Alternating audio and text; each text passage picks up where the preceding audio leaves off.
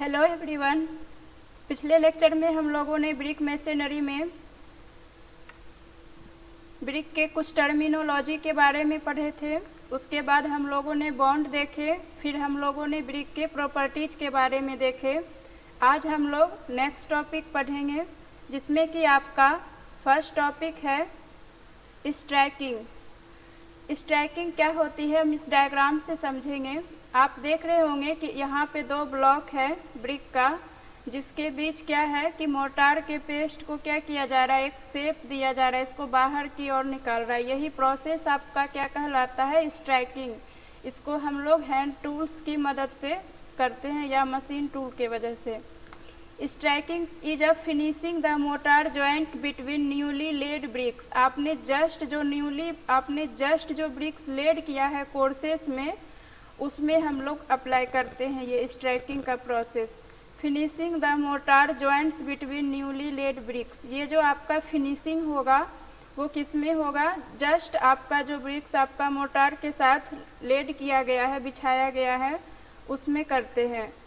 फिर है आपका next brick laying. Brick laying क्या होता है आपका, यहाँ आपको दिख रहा होगा कि इस कोर्स में क्या कर रहे हैं हम लोग। यहाँ पे आपको हॉलो ब्रिक्स दिखाई दे रहा होगा। इस कोर्स में हम लोग क्या करें, सारे के सारे ब्रिक्स को लेड कर रहे हैं यहाँ पे। ठीक है, तो ये आपका किस टाइप का ब्रिक है, लेंथ वाइज हम लोग कर रहे हैं, फेस के अलोंग जिस साइड से आप वर्क कर रहे हैं वहाँ आपका किस टाइप का है, ये लेंथ वाइज ब्रिक्स यहाँ पे हर जगह लेड कर रहे हैं। तो ये आप जो सिंपल सी बात है, जब भी आप कोर्सेस में ब्रिक्स को बिछाते हैं वही आपका लेइंग कहलाता है।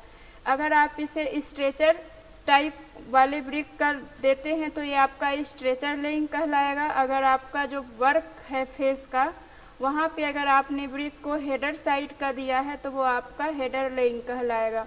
यहाँ आपको लिखा है अ कोर्स ऑफ ब्रिक्स और stone that lie with it longest side parallel to the face of work. यहाँ पे क्या किया है आपका कोर्स में ब्रिक्स या स्टोन को क्या किया है, लॉन्गेस्ट साइड का पैरेलली बिछा दिया है, कहाँ, जहाँ पे आप वर्क कर रहे हैं आपके। The course of brick work in which all the bricks are laid as stretcher is known as stretcher. ये जो आपका कोर्स है, सारा का सारा कोर्स में किस टाइप से बिछाया गया है, स्ट्रेचर टाइप का ब्रिक दिया गया है, तो ये आपका स्ट्रेचर कहलाएगा। ओके, तो यही आपका क्या कहलाता है, ब्रिक लेइंग कहलाता है। फिर है आपका रेक्ड मोर्टार जॉइंट। कि रेक्ड मोर्टार जॉइंट क्या होता है। यहाँ आप देख रहे होंगे कि आपका जो जॉइंट है, क्या देखे थे हम लोग, ये आपका एक हॉरिजॉन्टल जॉइंट था और एक कैसा जॉइंट था, वर्टिकली जॉइंट था। तो इसी जॉइंट को क्या करते हैं हम लोग, the mortar is pressed a bit inward so that it approximately 2 mm recessed compare to the facing brick. Brick के फेस साइड आप क्या कर रहे हैं, 2 mm का मोटार फेस को क्या कर रहे हैं, प्रेस्ड कर रहे हैं। ये आपका क्या कहलाता है, रेक्ट मोटार जॉइंट का मेथड कहलाता है। अब इससे आपका इफेक्ट क्या पड़ेगा, this creates more shadow between the joint and brick and gives a very well cared appearance. इससे क्या होगा कि आपका जो वॉल का फेस है ये देखने में कैसा लगेगा, बहुत ही अच्छा लुक देगा। तो इसका इफेक्ट आपका यही पड़ता है, can be done smooth by brush. और इसको जो हम लोग स्मूथ प्रोवाइड करते हैं वो किसके हेल्प से करते हैं, ब्रश के हेल्प से। ठीक है, फिर है आपका next topic lead and lift. कि लीड क्या होती है और लिफ्ट क्या होती है। हम लोग क्या करते हैं, एक्सकेवेशन के दौरान अर्थ सरफेस पे जब हम लोग गड्ढा करते हैं तो क्या करते हैं, यहाँ का जो जितना पार्ट का आपने यहाँ पे गड्ढा किया, सारा का सारा मिट्टी हम लोग क्या करते हैं, बाहर की ओर यहाँ पे रख देते हैं।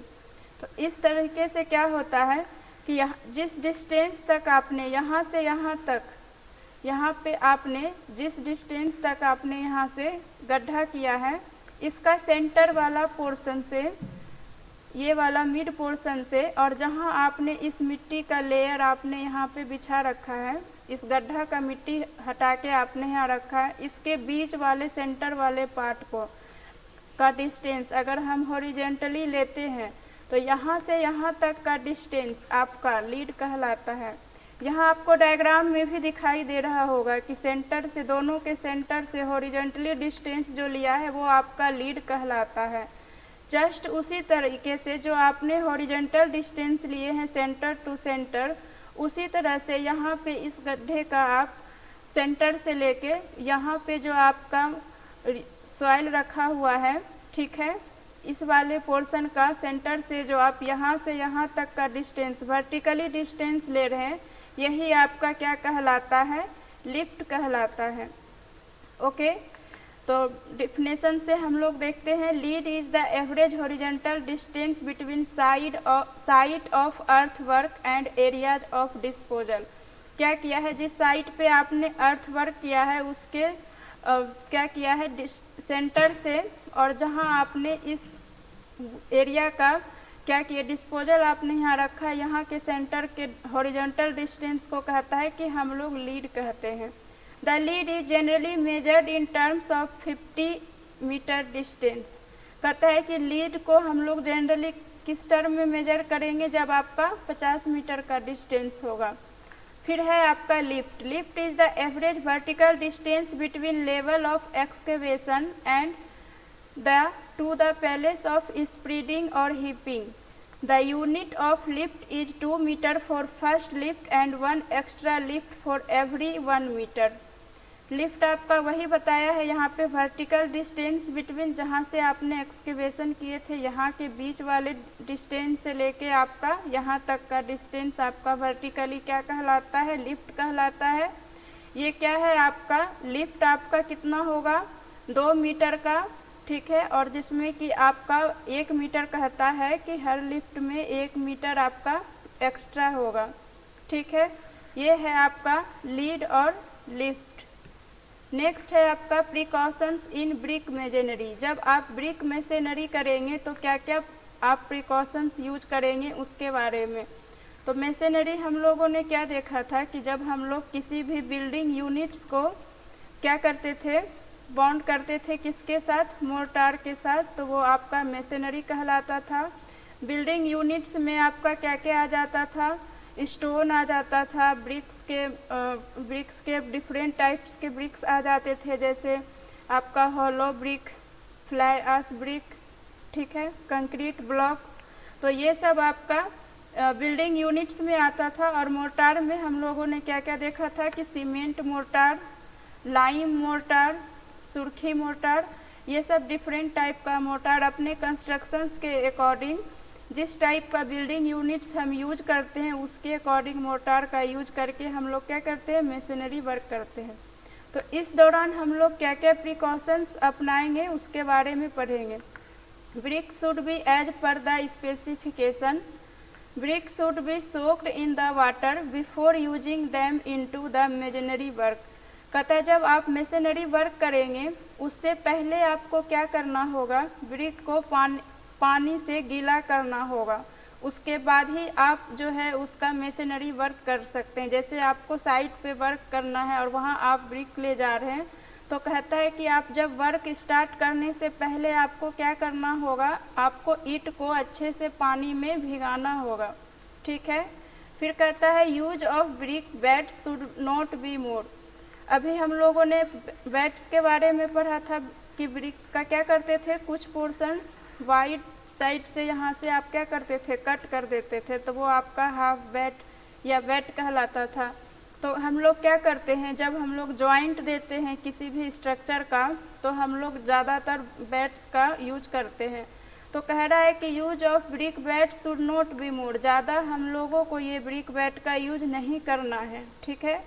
फिर है frog should be on the top surface. Brick में हम लोगों ने पढ़ा था कि अपर सरफेस, उसके अपर पोर्शन पे क्या होता था, फ्रॉग होता था। कहता है कि ये फ्रॉग जो है आपका हमेशा कैसा होना चाहिए, टॉप पे होना चाहिए जब आप ब्रिक मेसनरी कर रहे हैं। ऐसा इसलिए क्योंकि हम लोगों को अच्छे से पता है कि आपका फ्रॉग क्या करता है, इंटरलॉकिंग का काम करता है। तो अगर आपका ये फ्रॉग अपर सरफेस पे नहीं रहेगा ब्रिक मेसनरी टाइम, तो ये क्या होगा, अच्छे से इंटरलॉक नहीं करेगा एक दूसरे को। तो इसलिए हमेशा हमेशा आपको ये ध्यान में रखना होगा कि ब्रिक मेसनरी के टाइम जब आप ब्रिक का यूज करते हैं, ठीक है, तो आपका जो प्रत्येक ब्रिक है सबका फ्रॉक जो है टॉप सरफेस पे होना चाहिए, ये ध्यान में रखना होगा। The brick should B neatly and properly laid on mortar. अब जब इस टाइप से आप ब्रिक को इस तरीके से बिछा रहे हैं तो कह रहा है कि इसमें जो आप मोर्टार का पेस्ट दे रहे हैं, मोर्टार यूज कर रहे हैं, वो कैसा होना चाहिए वो अच्छे से देना चाहिए, पूरा प्रॉपर वे में। The brick masonry work should be done in proper bond. और इस सब का बॉन्ड कैसा होना चाहिए, अच्छा बॉन्ड होना चाहिए। तो ये सब आपके प्रिकॉशंस है जो ब्रिक मेसनरी टाइम आपको ध्यान रखना होगा। नेक्स्ट है comparison between brick and stone masonry. Previous class में हम लोगों ने स्टोन मेसनरी के बारे में देखा था, आज हम लोग ब्रिक मेसनरी के बारे में देख रहे हैं। इससे पहले हम लोगों ने ब्रिक वाले चैप्टर में डिफरेंट टाइप्स के ब्रिक्स पढ़े थे और स्टोन वाले चैप्टर में डिफरेंट टाइप्स के स्टोन पढ़े थे, जो कि सिर्फ हम ये देख रहे थे वहाँ पे कि आपका क्या है कि ये सब आपका एक मटेरियल है जो कंस्ट्रक्शंस में यूज होता है। बट हम लोग यहाँ क्या पढ़ रहे हैं, ब्रिक मेसनरी और स्टोन मेसनरी, कि बिल्डिंग में या स्ट्रक्चर में आप ब्रिक्स और स्टोन का यूज करके इसका किस टाइप से आप इसका यूज कर रहे हैं। ठीक है, यहाँ पे सारा का सारा हम लोग मेसनरी पढ़ रहे हैं, तो इसका डिफरेंस क्या है ये देखेंगे, या कंपैरिजन इन दोनों के बीच क्या है। पहला है आपका ब्रिक मेसनरी का first point, they are uniform shape and size. कहता है कि आपका जो ब्रिक है उसका एक यूनिफॉर्म शेप और साइज होता है। कितना होता है, तो 19 centimetre into 9 centimetre into 9 centimetre. हम लोगों ने ये पढ़ रखा था कि हमारा ब्रिक का साइज इतना होता है। तो आपका जो भी ब्रिक है इसका क्या है, एक हम लोगों को पता है कि ब्रिक का साइज इतना होता है, इसका शेप भी पता है। तो क्या कहता है कि इसके पास एक यूनिफॉर्म शेप होता है और साइज होता है। बट स्टोन मेसनरी में क्या कह रहा है, they are not uniform in shape and size. कहता है कि आपका स्टोन मेसनरी में कोई भी यूनिफॉर्म शेप और साइज नहीं होता है, क्योंकि हम लोगों ने क्या पढ़ा है कि स्टोन आपका कहाँ से आता था, स्टोन आपका रॉक से आता था। ठीक है, क्वायरिंग के दौरान। उसके बाद हम लोग क्या करते थे, इसको अपने हिसाब से, अपने कंस्ट्रक्शंस के हिसाब से इसको शेप और साइज देते थे, इसलिए इसका कोई शेप और साइज नहीं होता है। दूसरा आपका कहता है कि ब्रिक मेसनरी में कि दे आर लाइट वेट, इसका वेट बहुत हल्का होता है। और स्टोन मेसनरी में कहता है कि they are heavy in weight, इसका जो वजन है, वजन में ये कैसा होगा, बहुत भारी होगा। ठीक है। थर्ड है आपका they not require any dressing. कहता है कि ब्रिक में हमको किसी भी तरह की ड्रेसिंग करने की ज़रूरत नहीं होती है। बट स्टोन मेसनरी में क्या कहता है, दे रिक्वायर ड्रेसिंग, इसमें आपको ड्रेसिंग की रिक्वायर्ड होती है। क्यों, क्योंकि हम लोगों ने क्या देखा था कि जो आपको स्टोन जो है आपको रॉक से मिल रहा था वो क्या था, इसका एक कोई प्रॉपर शेप और साइज नहीं था। तो उसके लिए हम लोग क्या करते थे, उसको ड्रेसिंग करते थे, उसका कटिंग करते थे। तो इसके लिए हमको ड्रेसिंग करने की ज़रूरत होती है एक प्रॉपर शेप में लाने के लिए। फिर है bricks are easily available. Bricks आपको क्या है, इजली अवेलेबल हो जाता है, आसानी से मिल जाता है। But stone are not easily available, but stone आपको क्या है, आसानी से नहीं मिल पाता है। फिफ्थ में कह रहा है in bricks laying is easy than stone masonry. कहता है जब हम लोग जो ब्रिक्स को बिछाते हैं वो कितना है, वो आसानी से हो जाता है। किसके कंपैरिजन में, स्टोन के कंपैरिजन में। लेकिन स्टोन का लेइंग करना आसान नहीं होता है। फिर है in brick work mortar joint are thin. जब हम लोग ब्रिक वर्क करते हैं तो बीच में जो हम लोग मोर्टार डालते हैं वो मोर्टार क्या होता है, आपका बहुत ही पतला रहता है। ठीक है। बट स्टोन वर्क में क्या कहता है कि in stone work mortar joints are thick. इसमें क्या कैसा देते हैं हम लोग, ज़्यादा मोटाई में देते हैं, उसका चौड़ाई ज़्यादा रहता है। ठीक है। फिर कहता है they are less water tight. ये आपका जो है वाटर टाइट में लेस होगा। They provide better tightness. Stone आपका क्या करता है, वाटर का जो है ज़्यादा से ज़्यादा, ये आपका वाटर टाइटनेस में ज़्यादा बेटर होता है। किसके कंपैरिजन, ब्रिक के कंपैरिजन। फिर आपका कह रहा है कि they are good fire resistance than stone. But brick जो है आपका फायर रेजिस्टेंस में ज़्यादा अच्छा होता है स्टोन के कंपैरिजन में। और आपका जो है they are good not good fire resistant than brick work. आपका जो स्टोन है वो ज़्यादा फायर रेजिस्टेंस नहीं होता है ब्रिक वर्क के कंपैरिजन में। The cost of construction brick work is less. अगर आप कंस्ट्रक्शन में ब्रिक वर्क यूज कर रहे हैं, ब्रिक का यूज कर रहे हैं, तो कॉस्ट इसका बहुत ही कम होगा। The cost of construction of stone work, जब आप मशीनरी में स्टोन का यूज कर रहे हैं तो आपका जो है कॉस्ट इसमें ज़्यादा लगेगा। It is not much strong, कहता है क्या कि अगर हम स्टोन मशीनरी से कंपेयर करें तो ये क्या है आपका ब्रिक वाला मशीनरी ज़्यादा स्ट्रॉन्ग नहीं होगा। और it is much strong than brick work, लेकिन स्टोन मशीनरी में अगर आप स्टोन यूज कर रहे हैं तो ये ज़्यादा स्ट्रॉन्ग होगा कंपेरिजन टू ब्रिक। तो आई होप आप लोगों को ब्रिक एंड स्टोन में कंपेरिजन समझ में आ गया होगा, कंपेरिजन समझ में आ गया होगा। ठीक है, नेक्स्ट है आपका हॉलो कंक्रीट ब्लॉक और composite masonry. Hollow concrete block आपका क्या है? Are composed of Portland cement and aggregates. The high density block में we use sand and gravel, while low density use industrial waste instead of aggregate. Lightweight blocks are made using aerated concrete। कहता है जो आपका hollow concrete block है ये क्या क्या चीज़ से मिलके बना है? तो पोर्टलैंड सीमेंट से, एग्रीगेट से। लेकिन आप हाई डेंसिटी का ब्लॉक चाहते हैं हॉलो कंक्रीट का, तो आपको क्या यूज करना होगा? सैंड और ग्रेवल यूज करना होगा। जबकि अगर आप लो डेंसिटी वाले चाहते हैं ब्लॉक, तब आपको जो इंडस्ट्रियल वेस्ट है उसका यूज करके आप हॉलो कंक्रीट ब्लॉक बना सकते हैं लो डेंसिटी का। ठीक है, और जबकि आपके पास एग्रीगेट्स है उसके बावजूद भी। Light weight blocks are made using aerated concrete. कहता है लाइट वेट ब्लॉक्स को बनाने में कौन सा कंक्रीट यूज करते हैं? तो एरिएटेड कंक्रीट। फिर है आपका कंपोजिट मशीनरी। कंपोजिट मशीनरी क्या कहता है आपका? Is the one that constructed out of 2 और more types of building materials.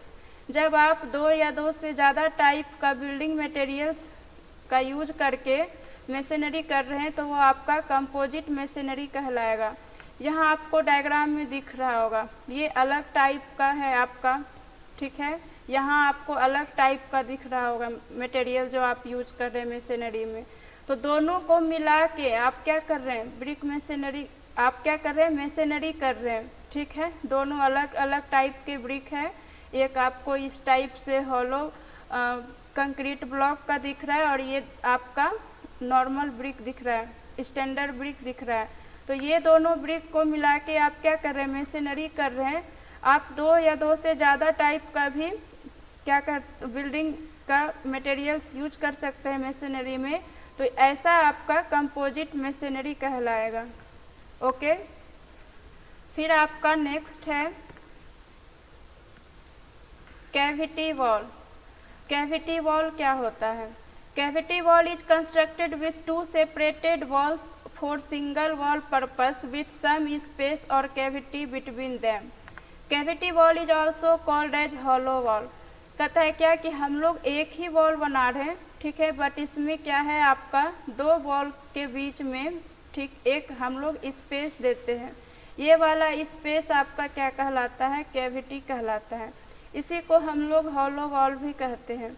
यहाँ आप देख रहे होंगे कि यहाँ पे वैसे ये साइड से आपको ये पूरा का पूरा एक ही पूरा जो है आपका सिंगल वॉल है, बट इसके बीच में आपको दिख रहा होगा ये दोनों क्या है? सेपरेट है, अलग अलग है। इसके बीच में आपका ये स्पेस दिया हुआ है। ठीक है, ये जो स्पेस दिया हुआ है यही आपका कैविटी वॉल कहला रहा है। For non-load bearing cavity wall, 2 leaves are of equal thickness or sometime internal leaf with more thickness is provided.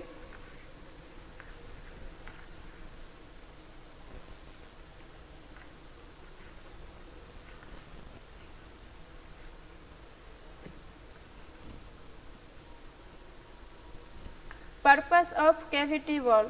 The cavity wall are constructed for the following purpose. पर पहला है आपका डैम्प प्रिवेंशन, सेकेंड है आपका thermal insulation, third है आपका sound insulation. ये जो हम लोगों ने कैविटी वॉल बनाए हैं इसका पर्पस क्या है, क्या क्या क्या आपका इससे यूज हो सकता है। पहला है कि डैम्प प्रिवेंशन, ये क्या किया, पानी से आपका बचाव करता है, थर्मल इंसुलेशन हीट से और साउंड से। तो cavity wall reduce the chance of moisture intrusion from outer leaf to the inner leaf and thus helps in keeping inside of building free from dampness। जो आपने अभी यहाँ पे डायग्राम में देखा है यहाँ पे कि आपका ये सेपरेट वॉल जो है इसके बीच में क्या है, जो भी हम लोगों ने मटेरियल फीड किए हैं यहाँ पे जैसे फोम वगैरह डाल देते हैं, तो ये क्या करता है, आपका जो वाटर है आपका इधर से तो क्रॉस कर जाएगा बट इधर वाले में नहीं जा पाएगा। यानी क्या करता है कि पानी को आने से, वॉल के अंदर पानी के आने से ये क्या करता है, रोकता है, मॉइस्चर जो है आपका उसको रोक रहा है यहाँ पे, ठीक है। फिर कह रहा है क्या, thermal insulation. The air in the cavity wall act as non conductor of heat and hence minimise the transmission of heat from the outer leaf to the internal face of the interior leaf. Thus the cavity walls help in maintaining the thermal insulation। यहाँ पे क्या किया, ये आपका inner leaf है, ये आपका इधर से आउटर या इधर से आपका इनर है, तो ये आपका आउटर है, ठीक है, इसको आउटर लीफ बोलते हैं। ये क्या कर रहा है कि हीट को आपका इधर से तो जा रहा है बाहर से, पर ये अंदर के और इंटर नहीं करेगा, ठीक है। तो इससे क्या होता है कि आपका जो है रूम का टेम्परेचर कैसा रहेगा, नॉर्मल रहेगा, जबकि आपका बाहर का जो है एटमॉस्फेयर का टेम्परेचर ज़्यादा है। ये क्या करता है, हीट को मिनिमाइज कर देता है। तो ये आपका थर्मल इंसुलेशन का काम किया, डैम्प प्रिवेंशन का काम किया, आपका जो है मॉइस्चर से बचाया। थर्ड है आपका sound insulation. The air in the cavity acts as cushions for absorbing sound. Sound को क्या करता है, ये एब्जॉर्ब करता है। By building cavity walls a premise में work a sound proof zone as a large quantity of external noise gets absorb with the cavity. ये क्या किया कि आपका जो बिल्डिंग जो वॉल बना रहे हैं वो इस तरीके से बनाया इस कैविटी वॉल्स के वजह से, जो कि ये कैसा वर्क करता है, साउंड प्रूफ। यानी आप बिल्डिंग के अंदर से, ठीक है, अगर आपका साउंड प्रूफ बना है तो अगर आप कितना भी जो भी बात कर रहे हैं या कोई भी साउंड वहाँ नॉइज क्रिएट हो रहा है, ये क्या करेगा, बाहर की ओर, ये आवाज़ आपका बाहर की ओर नहीं जाएगा। ये आपका कैसा रहेगा, साउंड प्रूफ जोन रहेगा, ठीक है। कहीं कहीं हम लोगों ने अपने नॉर्मल लाइफ में देखे हैं कि एक रूम में अगर आप बोलते हैं तो दूसरे रूम में पूरा आवाज़ चला जाता है। वो ऐसा इसलिए होता है क्योंकि जो हमारा वहाँ वॉल है वो वॉल आपका कैविटी वॉल का नहीं होता है, जिसमें कि वो जिस वजह से वह साउंड प्रूफ वर्क नहीं कर पाता है। तो आपको कैविटी वॉल जो हम लोग बनाते हैं उसका पर्पस समझ में आ गया होगा कि किस चीज़ के लिए बनाते हैं, इसका क्या क्या यूज होता है इस कैविटी वॉल से।